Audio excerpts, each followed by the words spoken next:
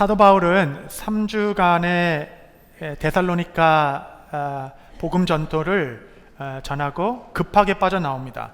그 다음에 아주 품격 있고 간절했던 베레아 지역을 넘어 이제 아덴에 이르게 되었습니다. 아덴은 지금의 그리스 아테네를 의미합니다.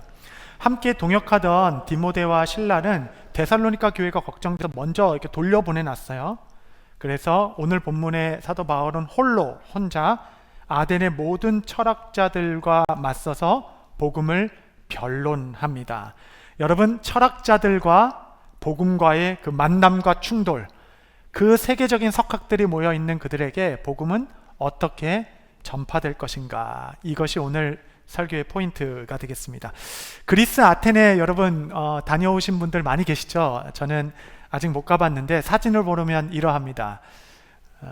사진을 보면 여기 그리스 아테네이고 저 높은 언덕에 있는 신전이 유네스코 지정 인류문화유산 1호라고 합니다. 파르테논 신전, 높은 곳에 신전이 있고 저기 아고라 광장도 있고 여러 신전들이 둘러싸여 있는 도시가 아테네입니다. 아테네는 헬라 문명의 중심지이고 모든 철학도들의 꿈과 낭만의 도시, 철학이라는 단어가 시작된 것이 바로 아덴입니다.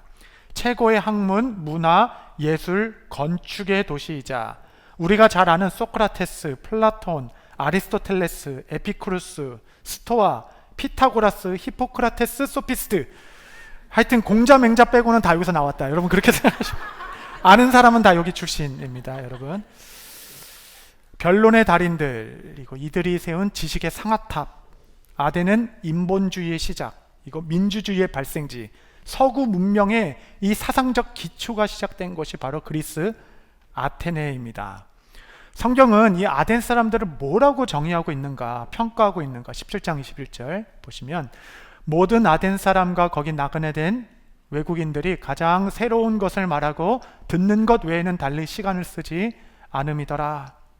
이들의 지적 자부심은 매우 높아서 시시한 철학, 문학 따위는 난 상대도 하지 않겠다, 촌스러운 얘기는 나는 듣지 않겠다라는 어떤 자부심이 강했던 사람들입니다. 더욱이 그들은 종교심이 좀 특심이 있어서 온갖 잡다한 신들로 가득했던 도시, 당시 시대의 한 역사가는 아덴은 도시 전체가 하나의 큰 제단이었다라고 말할 정도였습니다. 도시 안에 약 3만여 개의 신들이 있었고 신의 이름을 만들다 오늘 본문에 있었지만 알지 못하는 신이라는 이름까지 만들고 섬겼다라고 합니다. 그랬던 우상의 도시. 바울은 그 아덴을 둘러보고 막 그 대단한 건축에 감명을 받은 것이 아니라 그 마음에 격분함이 일어났습니다. 16절 말씀에 보시면 바울이 아덴에서 그들을 기다리다가 그 성에 우상이 가득한 것을 보고 마음에 격분하여. 사도 바울은 세상에 어떻게 이럴 수가 있겠는가, 이 거룩한 분노가 일어났다는 거예요. 격분이라는 단어는 구약의 출애굽기에 아론이 금송아지를 만들었을 때 하나님이 그들을 보며 격분하다, 그 단어와 똑같은 단어입니다. 하나님의 질투라고 번역된 단어예요. 안타까움에서 나오는 격분이죠. 질투는 곧 열심인데 하나님이 열심에서 나오는 분노였습니다. 그래서 사도 바울은 지나가는 사람마다 붙들고 복음의 진리를 전파하기 시작했습니다. 17절 18절 보시면 회당에서는 유대인과 경건한 사람들과 또 장터에서는 날마다 만나는 사람들과 변론하니, 어떤 에피쿠루스와 스토아 철학자들도 바울과 쟁론할세 어떤 사람은 이르되 이 말쟁이가 무슨 말을 하고자 하느냐 하고, 어떤 사람은 이르되 이방신들을 전하는 사람인가 보다 하니 이는 바울이 예수의 부활을 전하기 때문이라라. 만나는 사람마다 복음을 변론했는데 성경은 특별히 두 학파를 딱 꼬집어 얘기합니다. 에피쿠루스와 스토아 학파, 이 철학자들과의 변론. 여러분, 이 두 학파는 당시 아덴 사람들을 지배하는 거대한 두 사상체계였습니다. 에피쿠루스와 스토아 철학자들, 당시 최고의 지성인들, 석학들을 대항하여 복음은 과연 무엇을 증언할 것인가? 에피쿠로스와 스토아 학파의 철학이 지금 우리와 무관하지 않습니다. 에피쿠로스 학파는 한마디로 불가지론자 이렇게 얘기합니다. 무슨 뜻인고 하니 신이 있는지 없는지는 아무런 관심이 없다라고 생각하는 사람들이에요. 뭐 신이 있다 한들 우리는 알 수도 없고 영적 세계 뭐 그런 거 아무 관심 없다라고 얘기합니다. 지금의 세속주의의 뿌리가 되는 철학이 에피쿠로스 사상가입니다.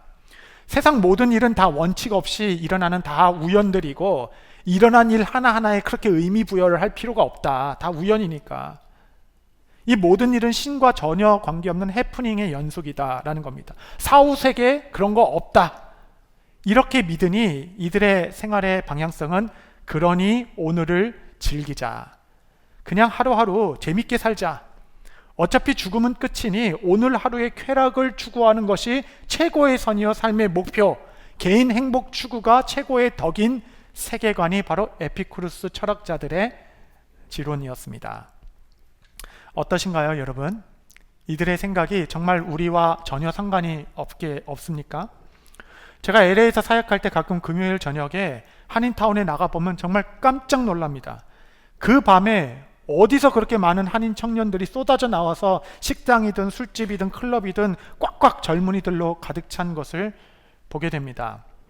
물론 일주일 열심히 일하고 하루 정도 이렇게 정서도 풀고 하는 것은 이해하지만 정말 이 에피쿠로스 학파들이 이야기하는 이 사상이 이 시대 우리 젊은이들의 생각을 지배하고 있는 듯 하지 않습니까?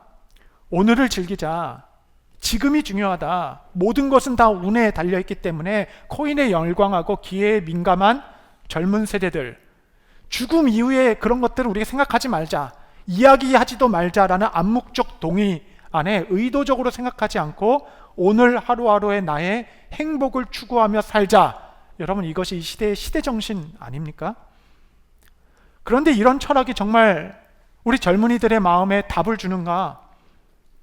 쾌락의 밤을 지나고 나온 이후에 새벽에 밀려오는 그 마음의 공허함과 정죄감. 에피쿠로스 학파 사람들은 다 쾌락주의자들이었습니다. 정말 이게 뭐지? 이렇게 사는 삶이 인생의 전부인가? 과연 내 삶은 어디로 가고 있는가? 이 떨쳐버릴 수 없는 삶의 허무함과 인생의 가벼움. 아무리 쾌락을 추구해도 결론은 나는 행복하지 않은데 내가 왜 더 살아야 하지? 사는 게 고통이라면 죽음이 탈출구 아닌가? 이런 무서운 생각도 하게 되는 겁니다. 여러분, 이 시대의 젊은이들이 무엇 하나 결정하지 못하고 자꾸 뒤로 미루고 하지 못하는 이유는 이런 철학적 기반이 약하기 때문에 그런 것 아니겠습니까? 과연 최고의 지성인들이라고 얘기하는 에피쿠로스 지혜자들이 지금 가슴 시리도록 허탈함과 싸우고 있는 이 시대의 청년들에게 무슨 답을 줄 수가 있겠습니까? 이것이 그들의 사상의 절반이었고 나머지 절반은 스토아학파 사람들이었습니다. 이들은 반대로 극단주의적인 금욕주의자들, 극단적 금욕주의자들. 이들의 이해는 이랬습니다. 행복은 쾌락에 있지 않고 절제와 덕에 있다 라는 사상체계입니다. 에피쿠로스와는 전혀 다르게로 그들은 범신론자였습니다. 범신론자는 뭐냐? 모든 사물에 다 신들이 내재해 있다. 그래서 막 그냥 물컵 신도 있고 마이크 신도 있고 모니터 신도 있고 뭐 그런 겁니다. 일본처럼 일본은 하다못해 집신도 신이다 뭐 그런 말이 있죠. 그게 다 범신론입니다. 그런데 이 신들은 인격적인 신들이 아니에요. 그냥 원리와 이성으로 존재하는 신입니다. 그러니까 법조문 같이 비인격적인 신. 그렇기 때문에 누구도 이 원리를 거스를 수 없습니다. 스콜라 철학자들은 그래서 다 기계적 숙명론자, 운명 결정론자예요. 그래서 스토아 철학을 어떻게 이해하냐면 이 예가 좋습니다. 말이 있는데 그 큰 말에 그 목줄을 열어가지고 개를 이렇게 목줄을 걸어놓은 거예요.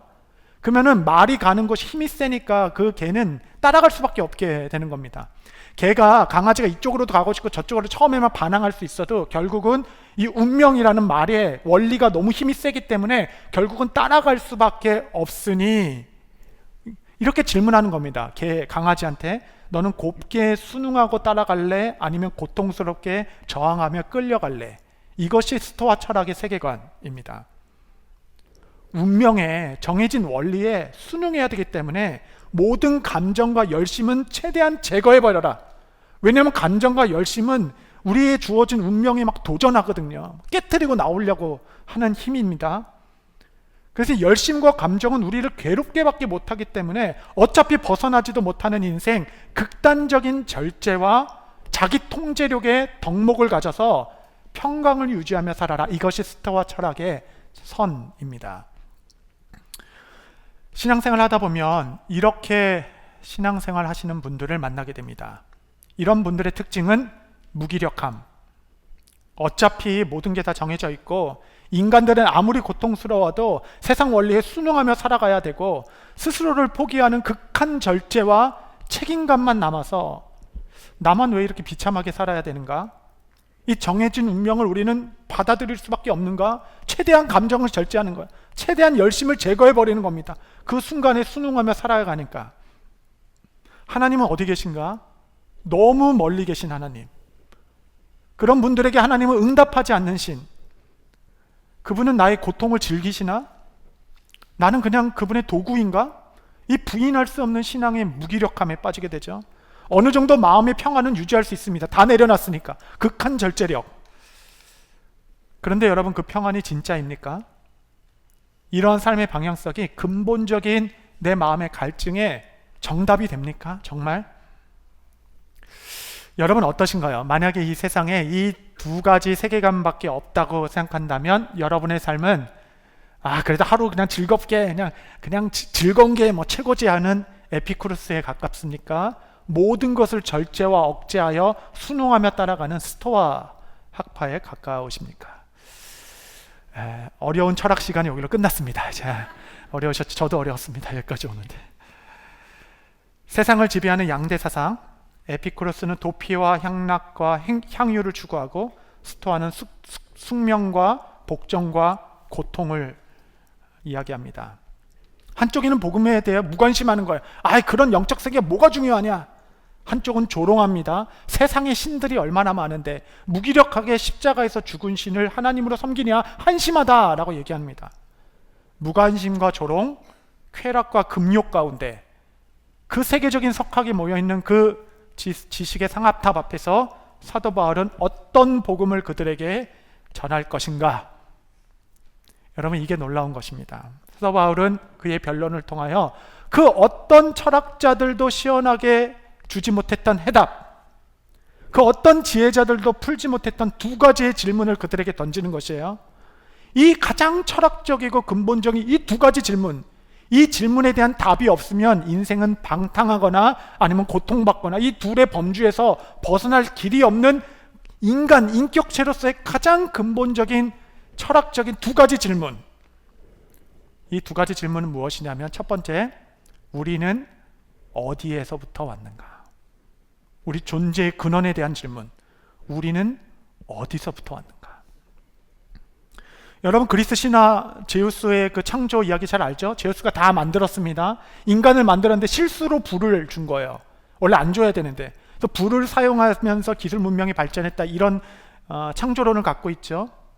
여러분, 실수로 불을 줘서 지금 인간의 문명이 됐다라는 신화가 방탕과 고통 사이에 살고 있는 우리 인생에 무슨 해답을 줍니까? 그게 무슨 해답이 있나요, 거기에? 또한 단세포 아메바에 불과했던 생물이 수십억 년 동안 수많은 우연의 연속으로 진화를 거듭해 사람이 됐다라는 진화론. 여러분, 저는 가끔씩 이 땅에 기어다니는 개미를 보면서 저는 진짜 반성합니다. 나의 믿음 없음을. 도대체 얼마나 큰 믿음을 가지면 이 개미가 수없는 우연의 우연을 반복해서 사람으로 됐다라는, 정말 그 믿음은 뭐야, 정말. 얼마나 부족합니까, 저의 믿음이. 여러분, 그리스의 신화가, 그 다윈의 진화론이 오늘 나의 고민과 나의 빈 마음에 무슨 답을 줍니까? 사도 바울은 그들에게 이야기하는 것이에요. 인간은 어디서부터 왔고 누구인가? 17장 24절 한번 다 같이 한번 읽겠습니다. 시작. 우주와 그 가운데 있는 만물을 지으신 하나님께서는 천지의 주체시니 손으로 지은 전에 계시지 아니하시고, 우주와 만물을 창조하신 하나님, 이 세상에는 창조주가 계시다. 창세기 1장 1절의 다른 표현, 우주의 시작, 하나님께서는 지금 모습 그대로 보기 좋게 세상을 창조하시고 하나님의 형상에 따라 인간을 만드셨다. 그래서 하나님의 형상인 우리가 만물의 영장이요 그분의 형상을 따라 지음받았기 때문에 성별에 상관없이, 인종에 상관없이, 나이에 상관없이 모든 인간은 존엄하다. 왜냐하면 하나님의 형상으로 지음받은 존재이기 때문에. 그러시죠? 17장 26절 계속적으로 이야기합니다. 인류의 모든 족속을 한 혈통으로 만드사 온 땅에 살게 하시고 그들의 연대를 정하시며 거주의 경계를 한정하셨으니 그는 온 인류를 한 명, 한 혈통으로 만드신 분이시다. 이 한 명, 이 한 혈통은 곧 첫사람 아담을 의미하는 것입니다. 우리 모두는 아담의 후손들. 여러분, 아담은 신화적인 존재나 어떤 역사적인 한 인물이 아닙니다. 우리 모든 인류의 첫 조상, 그 아담의 타락으로 말미암아 그 위에 모든 사람은 그 원죄를 갖고 태어남으로 말미암아 구원자가 필요한 존재가 되었다라는 것이 로마서의 복음의 변증입니다. 이분은 하나님은 세상을 원리로만 창조하신 것이 아니라 천지의 주제, 통치자로 다스리신다라고 이야기하며 두 가지를 이야기합니다. 이분은 연대를 정하시고 거주의 경계를 한정하셨다. 하나님은 시간의 주관자, 그 다음에 거주의 경계를 정하시는 땅의 주관자. 성도 여러분, 하나님께서 때와 시간을 주관하고 계십니다. 여러분, 여러분의 인생의 때가 하나님의 손에 있습니다. 그는 결코 늦게 오시지 않으십니다. 그러므로 어느 순간에서도 여러분 조급해하지 마십시오. 여러분의 인생의 때와 시는 그 시간의 주관자 하나님의 통치 아래 있음을 믿으시기 바랍니다. 주님의 때에 주님의 방법으로 주께서 이루실 것이에요. 인생의 연수를 정하시는 분, 시간의 주관자. 그는 또 경계의 한계를 정하시는 분이십니다. 내 삶의 지경은 그분께서 정해주실 것이에요. 내 사업에, 내 가정에, 우리 교회의 지경은 하나님께서 한정시켜 주실 것입니다. 여호수아 때 12지파의 땅에 유업으로 주셨습니다. 경계를 지어주셨어요. 그것은 안주하지 말고 거기까지 두려움을 이기고 나아가라 라는 목표치이기도 하지만 이제 거기서 멈춰야 한다라는 절제의 선이기도 합니다. 힘 있다고 다 정복하고 힘 있다고 다 차지하는 것은 그것은 정복전쟁이죠.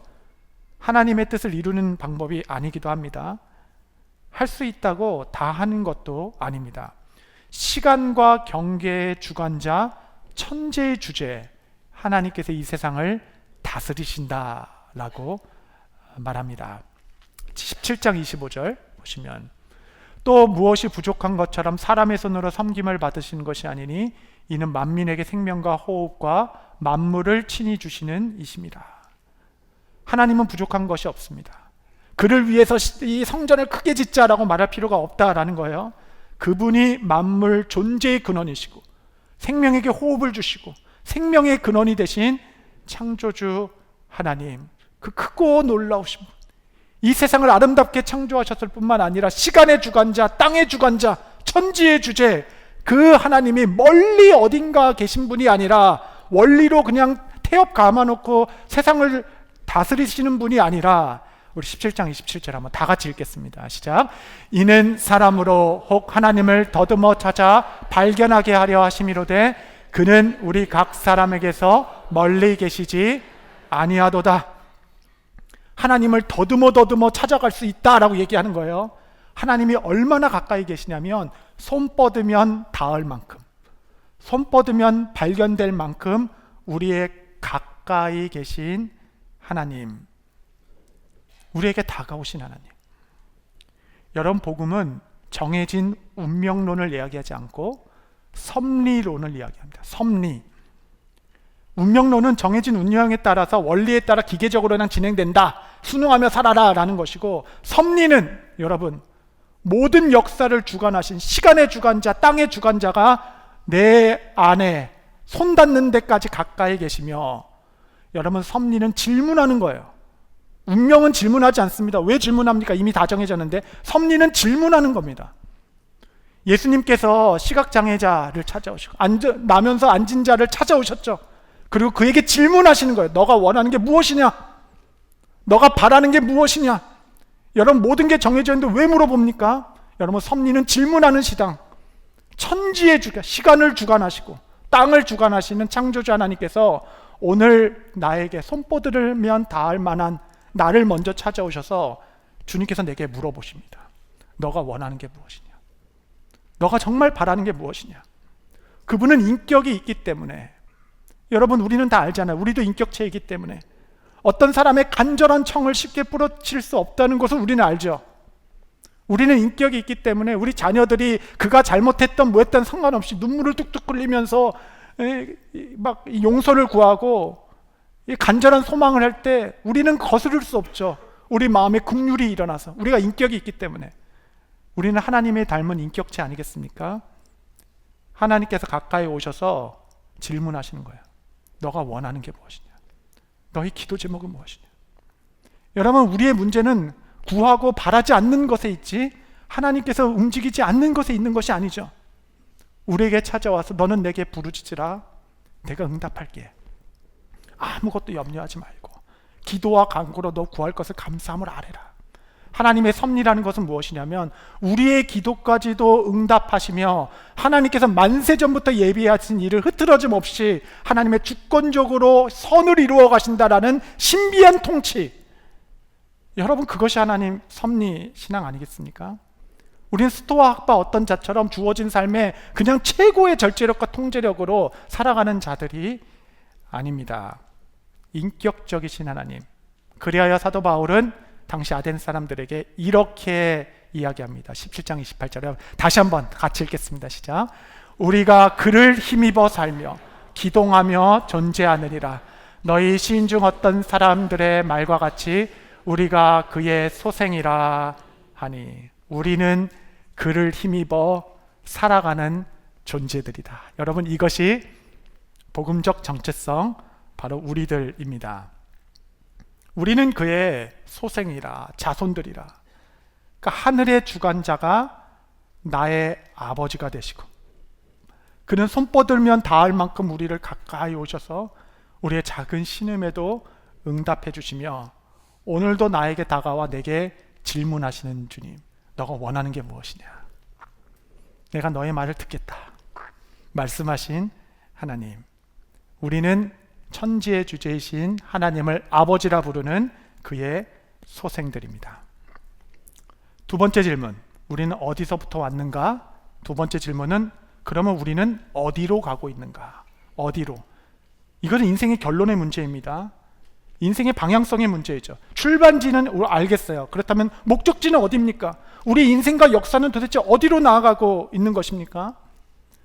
예전에 제가 버스 타고 다닐 때 직관적으로 본능적으로 8번을 이 버스 8번 버스가 이게 8번이구나 하고 딱 탔죠. 막상 탔는데 이게 8번인지 잘 모르겠는 거예요. 막상 탔는데 8번인지 8-1번인지 헷갈리는 겁니다. 그럼 그때부터 안절부절해요. 옆 사람한테 물어보는 겁니다. 이 차가 8번인가요? 88-1번인가요? 그 옆 사람도 본능적으로 타서 이게 8번 아니었나요? 이게 다 우리 그냥 일상생활이잖아요. 이 버스가 어디로 가는지 알기 전까지는 우리는 안절부절 안식하지 못합니다. 동일하죠. 나의 인생의 종착지는 어디인가? 바울은 그 어떤 지혜자도 제시하지 못한 인생의 마지막 종말에 대하여 그들에게 명확하게 이야기합니다. 30절 31절 보시면 알지 못하던 시대에는 하나님이 간과하셨거니와 이제는 어디든지 사람에게 다 명하사 회개하라 하셨으니 이는 정하신 사람으로 하여금 예수님을 의미합니다. 천하를 공의로 심판할 날을 작정하시고 종말의 날을 정하셨다. 이에 그를 죽은 자 가운데 다시 살리신 것으로 부활로 모든 사람에게 믿을 만한 증거를 주셨음이니라 하니라. 인간의 최종의 결론과 최종 목적지, 이는 그리스도가 심판할 마지막 날, 그 영광스러운 승리, 그 마지막 종말의 날을 주님께서 정하셨다. 심판의 날을 정하셨다. 여러분, 우리는 그 마지막 끝을 붙들고 살아가는 사람들입니다. 순간에 매여서 순간의 쾌락과 순간의 행복을 위하여 여러 우연 가운데 그냥 살아가고 있는 존재들이 아니라 우리는 결론을 알고 있어요. 영원한 관점으로 최후 승리를 알고 살아가는 사람들. 주님께서 자비하셔서 오래 참으시겠지만 결코 심판의 날이 없다 하지 않으셨습니다. 때가 되면 주님은 주님의 역사를 이끌어 가실 것입니다. 공의로운 심판의 날은 그리스도 밖에 있는 자에게는 경고이겠지만 그 날이 있다라는 소망은 믿는 우리에게는 위로이자 오늘을 살아갈 힘이 됩니다. 마지막 날이 있다라고 알려주신 이유는 그러니까 너가 오늘 힘을 내라 말씀하시는 거예요. 삶의 중간을 붙들고 낭망하지 마라. 삶의 끝을 붙들고 끝까지 살아가라. 포기하지 말고 너희 삶의 모든 길을 감당하고 너희 모든 수고가 결코 헛되지 않음을 믿으며 장차 받을 영광을 향하여 오늘을 살아가라 라는 소망과 도전. 여러분, 심판은 단지 경고가 아닙니다. 우리의 소망이죠. 오늘을 살아갈 힘이 되는 것입니다. 제가 사진 하나 보여드리겠습니다. 아레오바고 언덕이라는 곳입니다.